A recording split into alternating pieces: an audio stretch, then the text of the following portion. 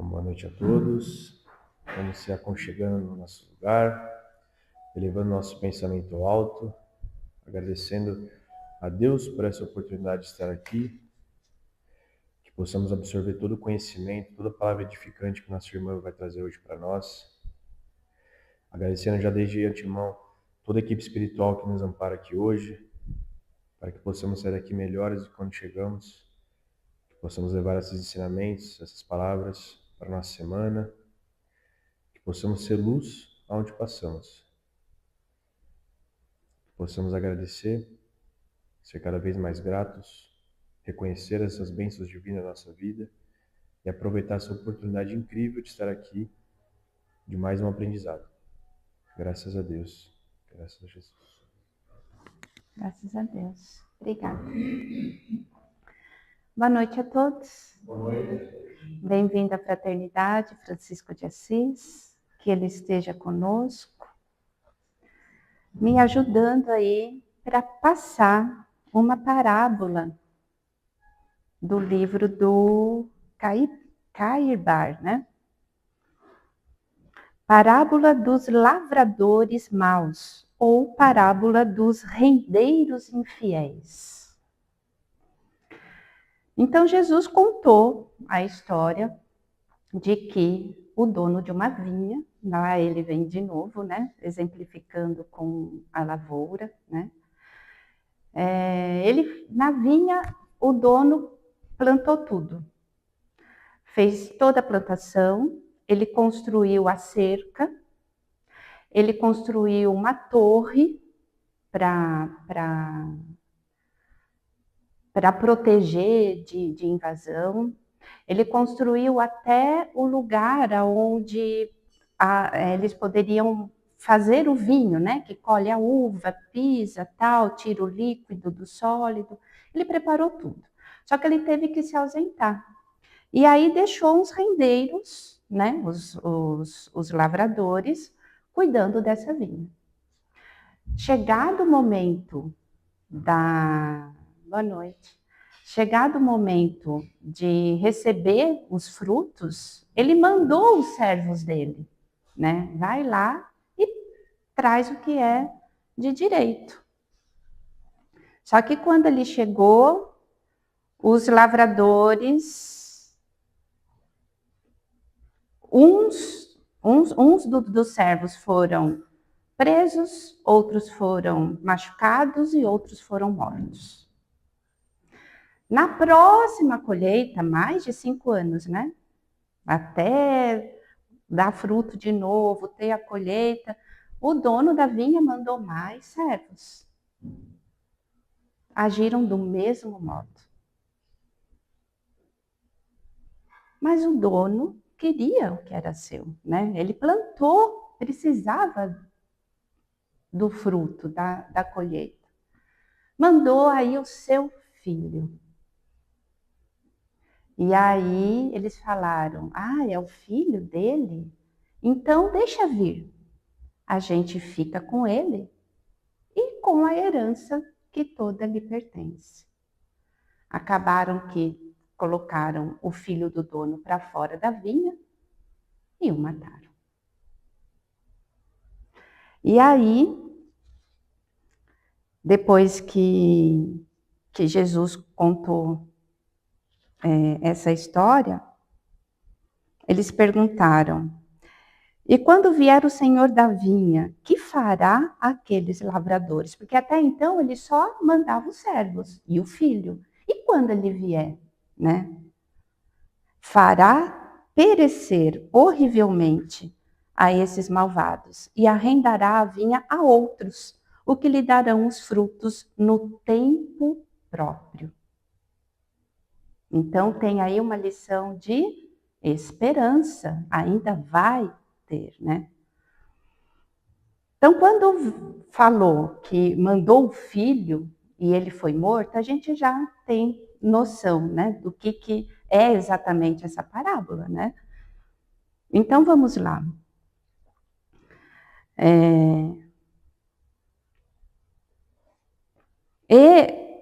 O proprietário plantou a vinha, cercou, né? deu tudo, fez a torre, deu a casa para todos morarem, que é o planeta Terra, né? Estava tudo assinado, contrato, tudo feito. A primeira colheita que mandaram os servos, né? E aí eles apedrejaram uns, mataram outros. Quem são esses, né? São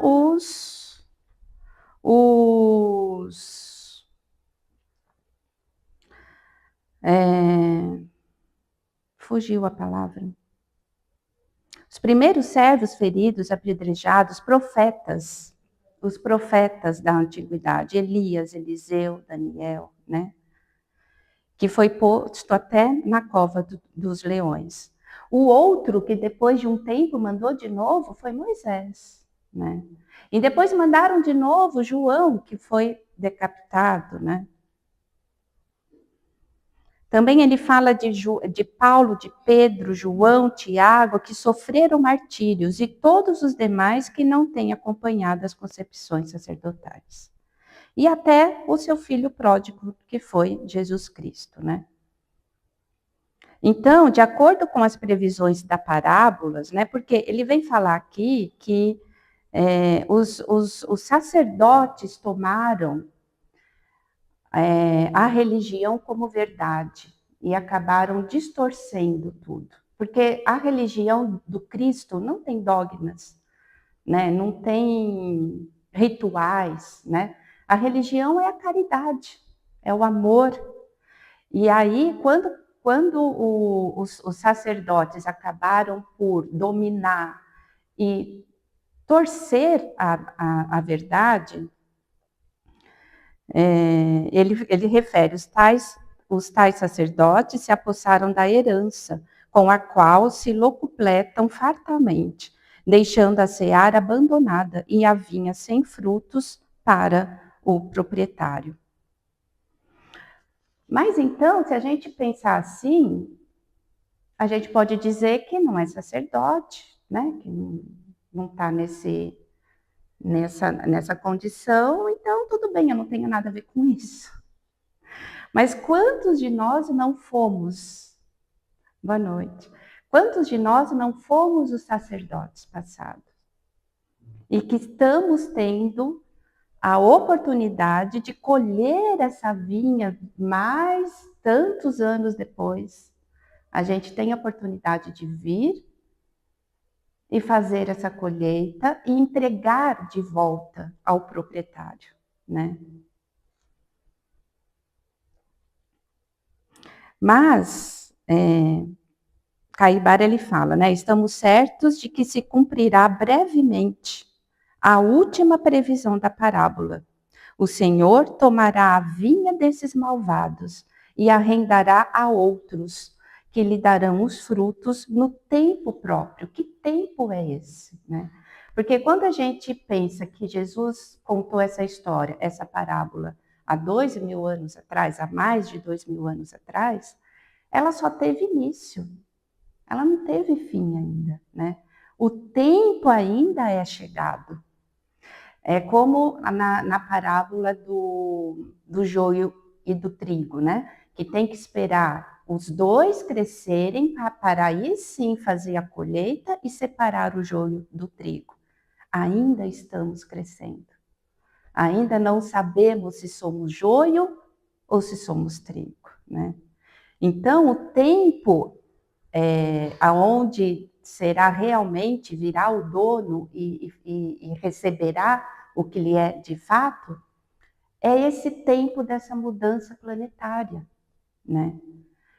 Quando fala também que os trabalhadores da última hora, é chegada a última hora, somos nós esses trabalhadores, né? E aí? Vamos agir de que maneira? Né? Também quando fala da religião para o espírito, né? Jesus falava para o espírito, não falava para o corpo físico, né? Caibar, ele também fala do violino, um instrumento que tem um som tão bonito, né? Mas só o violino em si, se colocar ele aqui, ele toca alguma coisa, né? Quem que toca o violino? Quem que age no corpo físico? É o espírito. Então, não adianta a gente enfeitar o violino, ter um autógrafo de algum músico, né? Mas e aí, né? O que vamos fazer? O que vamos aprender? Qual é o nosso talento? Como vamos nos aprimorar para realmente sair uma música desse violino? O corpo, né, é pó, e ao pó tornarás, né? E o princípio da religião é a imortalidade, né? Então, vai chegar o tempo onde todas as religiões vão compreender isso. E aí sim será dado justo, né, ao dono da vinha.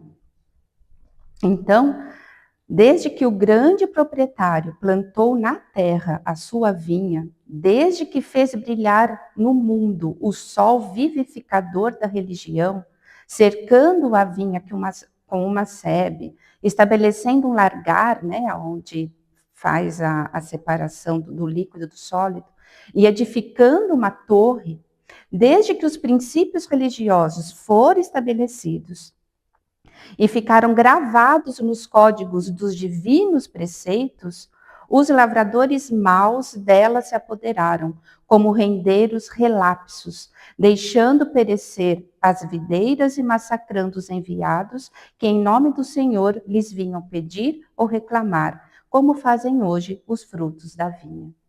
Então, que em nome do Senhor, né? Quando me fez pensar o seguinte também, quando algum ente querido nosso desencarna, a gente não tem certeza que Deus está cuidando dele? A gente tem certeza, né? É o filho pródigo que volta à casa do pai. E o pai o acolhe, o recebe, né? E ele também tem certeza de que nós cuidaremos dos outros filhos que ainda não retornaram para a casa do pai. Os outros filhos que ainda estão no planeta Terra, que ainda estão na vinha e que dependem sim de nós também, né? E aí vem a religião de Jesus, a caridade para o próximo, o amor para o próximo.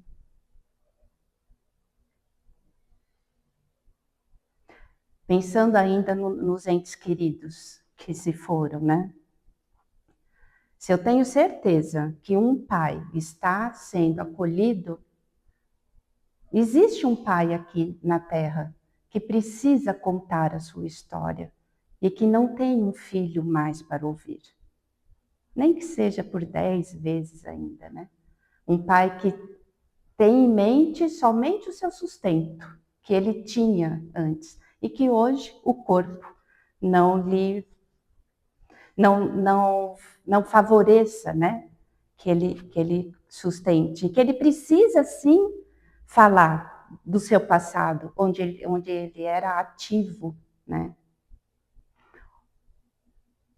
Se eu perdi a minha mãe, se eu tenho certeza que uma mãe está aos cuidados do pai, existe uma mãe ainda com um braço vazio, precisando de um colo de um filho, né?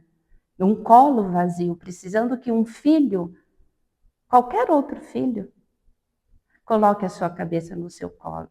Porque às vezes a mãe só soube ser mãe e não tem mais o seu filho. Assim também como crianças que ainda precisam de pais, que precisam de orientação, que precisam de cuidado. Então, é essa a troca, né? Se a gente pode falar de troca, né? É a gente ter certeza de que os nossos estão sendo cuidados no outro plano e que nós cuidaremos dos outros ainda nesse plano. E exercendo a religião de Jesus, que é a fraternidade, né? E lembrando que é o tempo, né? No tempo certo. E nós podemos fazer esse tempo nesse momento que a gente está aqui hoje. enquanto há tempo, porque a gente não sabe amanhã, né? Como é que vai ser. O desencarne não tem aviso prévio, né? Nem com uma doença, onde você está lá, não tem tantos dias de vida. A misericórdia divina, ela é imensurável, né? Pode passar muito mais tempo do que a medicina carnal julga saber, né? Então, que a gente possa fazer esse tempo valer. E falando de tempo, tem uma mensagem de Meimei que eu queria finalizar com ela. Essa psicografia é de Miltes Carvalho. E o título é Que Tempo Bom. Então, meus irmãos queridos, neste momento quero lhes falar ao coração sobre um tempo bom. Um tempo bom para apreciar as dádivas do Pai, bênçãos de luz que agradecemos. Valorizar sua passagem pelo planeta azul, escola bendita, em que todos estagiamos para nos tornarmos realmente humanos. O que realmente nos torna humanos, né? Seguir o roteiro sublime traçado no Evangelho de Jesus, procurando elevar-nos e elevando outros. Reconhecer que a mensagem de Kardec é atualíssima e que, para a sua disseminação, devemos lutar pelo bem, visando a extinção do mal, o que demanda estudo, trabalho e dedicação. Compreender que há ideias e opiniões diferentes das nossas e que devemos respeitar, sem, contudo, elogiar os enganos e os preconceitos que os fundamentam. Perseverar no propósito de auxiliar e servir, conforme as possibilidades, sem perguntar quanto, com quem, onde, como deve trabalhar, sem questionar, sabe? Respeitar as diferenças na equipe de trabalho, valorizando a colaboração de todos, compreendendo que união de esforços é promessa efetiva de se construir caminhos novos, em que brilhe a luz do entendimento e impere a bênção do amor. Que tempo bom para sentir a alegria de viver. Então, que a gente possa aproveitar esse tempo, né? Servindo.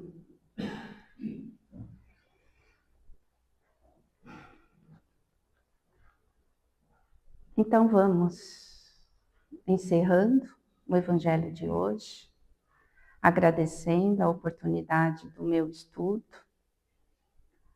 agradecendo a oportunidade do trabalho.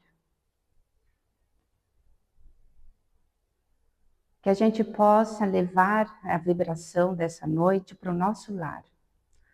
Possamos mentalizá-lo agora, convidando os mentores dessa casa, junto com o nosso mentor, para entrar pela porta da frente e fazer a limpeza astral,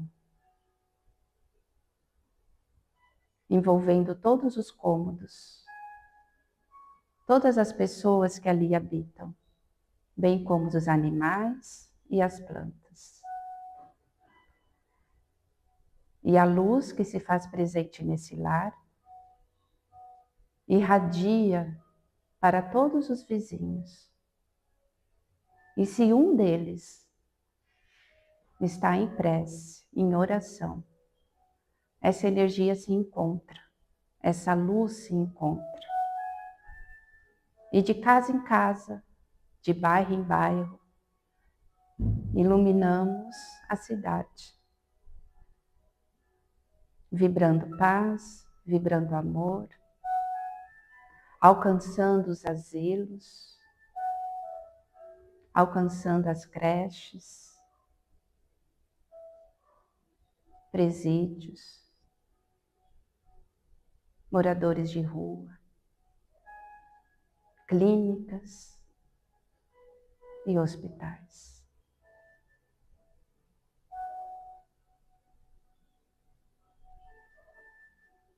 que possamos manter essa luz com pensamentos bons e assim irradiando nosso amor, nossa paz e nossa luz. Que assim seja. Graças a Deus.